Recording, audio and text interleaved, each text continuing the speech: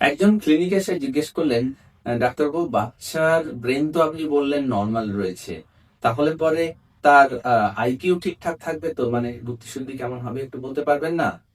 দেখুন, আমরা যখন আল্ট্রাসোনোগ্রাফিতে বেবির ব্রেন দেখি না, তখন আমরা তার তখনকার বয়স অনুযায়ী ব্রেনটার ডেভেলপমেন্ট ঠিকঠাক হয়েছে কিনা সেটা দেখার চেষ্টা করি।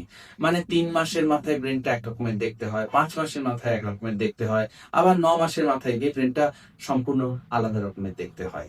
তো আমাদের দায়িত্ব হচ্ছে যে ব্রেনের স্ট্রাকচারটা ঠিকঠাক চলছে কিনা, ঠিকঠাক ভাবে ডেভেলপ করছে কিনা সেটা দেখা। তার মানে এটা নয় যে সেই বাচ্চা জন্মের পরে তার স্কুলের ক্লাসে ফার্স্ট হবে নাকি পাসই করতে পারবে না, সে শান্ত প্রকৃতির হবে নাকি খুব ছটফটে হবে, এমনকি মানে এডিএইচডির মতো যারা হাইপার অ্যাক্টিভ বেবি, সেগুলোও আমরা আগে থেকে কিন্তু প্রেডিক্ট করতে পারি না।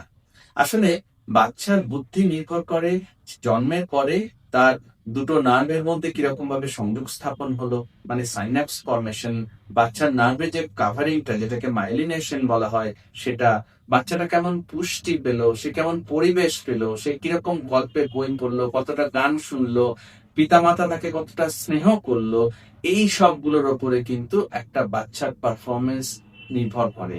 এগুলো সবটাই আল্ট্রাসোনোগ্রাফিতে আগে থেকে দেখে বলে দেওয়া তো সম্ভব নয়, এটা তো বোঝাই যায়, তাই না?